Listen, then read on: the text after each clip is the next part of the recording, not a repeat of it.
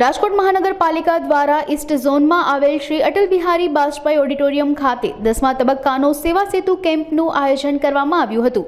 સેવા સેતુ કેમ્પમાં નાગરિકોને સરકારની જુદી જુદી યોજનાઓ જેમ કે સ્વનિધિ યોजना, हेल्थ कैंप, RCH, आयुष्मान योजना, प्रधानमंत्री जन आरोग्य योजना, PM भारतीय जन औषधि योजना, आधार नोंधणी, आवास योजना, उज्ज्वला योजना, मुद्रा लोन योजना, डिजिटल पेमेंट्स इंफ्रास्ट्रक्चर, विश्वकर्मा योजना, उजाला योजना અને મામલતદાર કચેરી હસ્તકની સરકારની યોજનાઓની લોકોને માહિતી આપવામાં આવી હતી।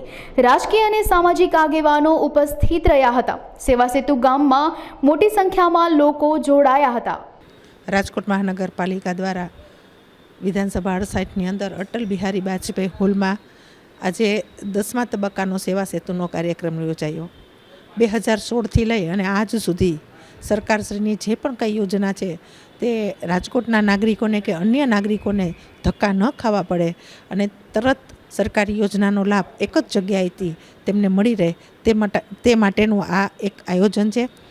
જેમાં જોઈએ તો બહેનોને લગત ગંગા સ્વરૂપા યોજના છે, PMJY ઉજ્જવલા યોજના, શ્રમ કાર્ડ, આયુષ્યમાન કાર્ડ, આ બધા જે સરકારી લગત યોજનાઓ છે તે યોજનાઓનો લાભ એક જ સ્થળ ઉપર નાગરિકોને મળી રહે તેના માટેનું એક આયોજન કરેલ છે।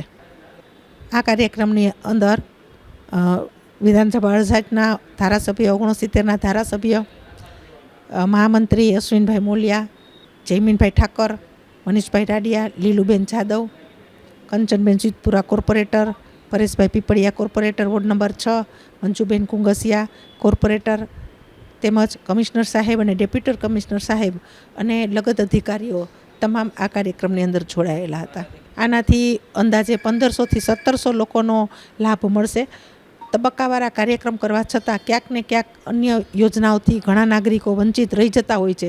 જ્યારે પણ એને પત્રિકા વિતરણ થતું હોય ત્યારે આ લાભ એને લેવા માટે થઈને ઘણી બધી ઉત્સુકતા હોય છે કે એક જ જગ્યાએથી આપણે ધક્કા ન ખાવા પડે અને એક જ જગ્યાએથી એને લાભ મળે તે માટે પબ્લિક છે એને સંતોષકારક જવાબ પણ મળે। બેઠક વ્યવસ્થા પણ સારી રીતે ગોઠવેલી હોય છે, ટેબલની વ્યવસ્થા પણ સારી રીતે ગોઠવેલી હોય છે કે જેથી કરીને કોઈ પણ અરજદાર ત્યાં પોતાની લાભ લેવા માટે આવે એને કોઈ અગવડતા ન પડે।